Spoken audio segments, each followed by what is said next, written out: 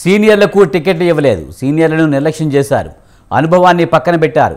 ఇన్నాళ్ళు మేమేం చేసిన సేవలకు ఇదా మాకు ఇచ్చే గౌరవం. ఇది ఆంధ్రప్రదేశ్ రాజకీయాల సీనియర్ నాయకుల మాట. వేదన గాని 100 ఏళ్లకు పైబడిన పార్టీలో మాత్రం సీనియర్ నాయకులు మాకొద్దు టికెట్ బాబోయ్ అంటున్నారు.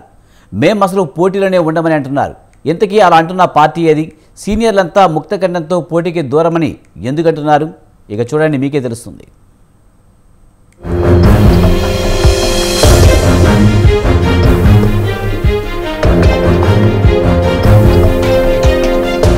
అవును, ఎన్నికల వేళ టికెట్లు వద్దు బాబో అంటున్న సీనియర్లు ఉన్న పార్టీ ఒకటి ఉంది. పైగా అది 100 సంవత్సరాలకు పైనే రాజకీయ చరిత్ర ఉన్న పార్టీ. బళ్ళు ఓడలు కావడం అంటే ఇదేనేమో.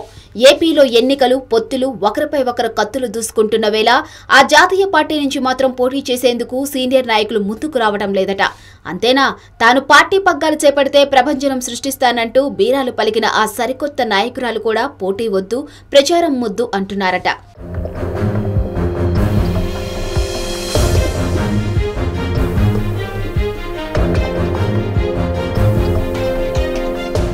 ఇంతవరకు చూసిన దాన్ని బట్టి మీకు ఈ పార్టీకే అర్థమై ఉంటుంది ఆ పార్టీ ఏది, ఆ నాయకమని ఎవరు అని.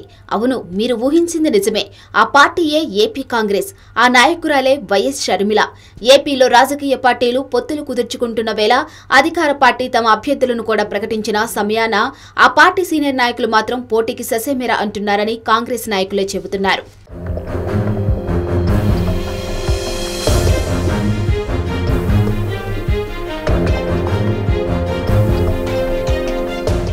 ఏపీలో జరగనున్న ఎన్నికల్లో కాంగ్రెస్ తన ఉనికిని చాటుకునేందుకు సిద్ధమవుతుందని వార్తలు వచ్చాయి.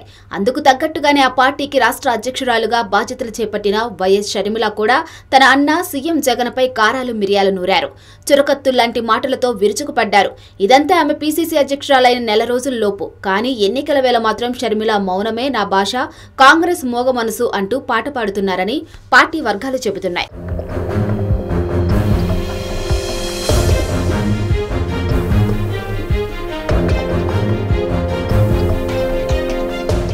ఏపీలో జరగనున్న 175 శాసనసభ స్థానాలు, 25 లోక్సభ స్థానాలకు దరఖాస్తులు చేసుకోవాలని పార్టీ శ్రేణులకు పిలుపునిచ్చింది కాంగ్రెస్ అధిష్టానం. గెలుపోటములు పక్కన పడేసిన కాంగ్రెస్ నాయకులు టికెట్ కోసం దరఖాస్తులు చేసుకున్నారు. ఏకంగా 1000 మందికి పైగా ఎమ్మెల్యే అభ్యర్థులుగా నిలబడతామని దరఖాస్తులు చేసుకున్నట్లు చెబుతున్నారు. కానీ ఇందులో పార్టీ సీనియర్ నాయకులు ఎవరూ లేకపోవడం కాంగ్రెస్ కి మింగుడు పట్టం లేదట.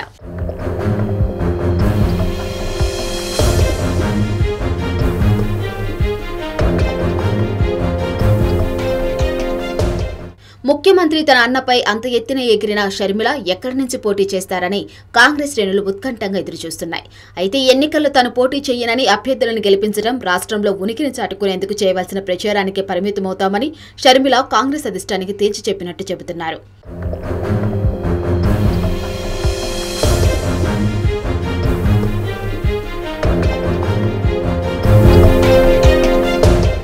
నిజానికి ఎన్నికల్లో షర్మిలను తన తల్లి గతంలో పోటీ చేసిన విశాఖపట్నం నుంచి కానీ, పార్టీకి పట్టున్న రాయలసీమ నుంచి కానీ పోటీ చేయించాలని అధిష్టానం ఆశించిందని చెబుతున్నారు నేతలు. అయితే షర్మిల మాత్రం ఈ ప్రతిపాదనలకు ససేమిరా అన్నారని తెలుస్తుంది. తాను ఎన్నికల బరిలో నిలిస్తే కాంగ్రెస్ అభ్యర్థుల విజయం కోసం ప్రచారం చేయలేనని మెలిగిపెట్టినట్లు సమాచారం.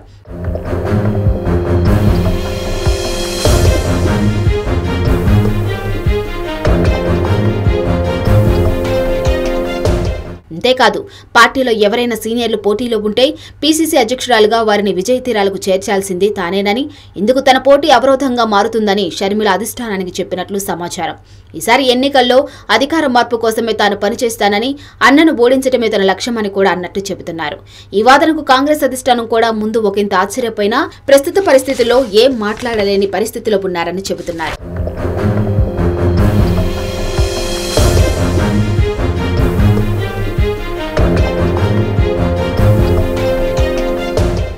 ఎన్నికల్లో పీసీసీ అధ్యక్షురాలు పోటీ చేయకపోయినా కనీసం సీనియర్ నాయకులైన బరిలో నిలబడితే బాగుంటుందని అధిష్టానం భావించిందంటున్నారు. అయితే కాంగ్రెస్ సీనియర్లు కూడా ఇందుకు ముందుకు రాలేదని సమాచారం. మాజీ పీసీసీ అధ్యక్షుడు గిడిగి రుద్రరాజును విజయవాడ నుంచి లోక్సభకు పోటీ చేయమని కాంగ్రెస్ అధిష్టానం ఒత్తిడి చేసిందని చెబుతున్నారు. ఈ ప్రతిపాదనలకు ఆయనకు అంగీకరించకపోవడంతో పాటు సీనియర్ నాయకులు ఇంతకుముందు పీసీసీ అధ్యక్షులుగా ఉన్నవారు పోటీ చేస్తే తాను కూడా సిద్ధమన్నట్లు చెబుతున్నారు.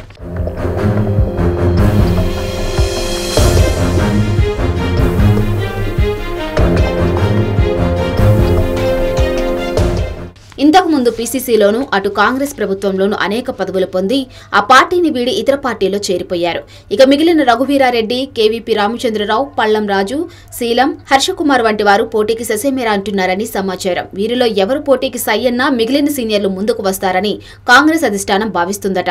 అయితే ఎవరి నుంచి పోటీకి సానుకూలత రాకపోవడం 100 ఏళ్లకు పైబడిన కాంగ్రెస్ పార్టీకి ఏపీలో మిగిలిన గత వైభవంగానే చెబుతున్నారు రాజకీయ నిపుణులు.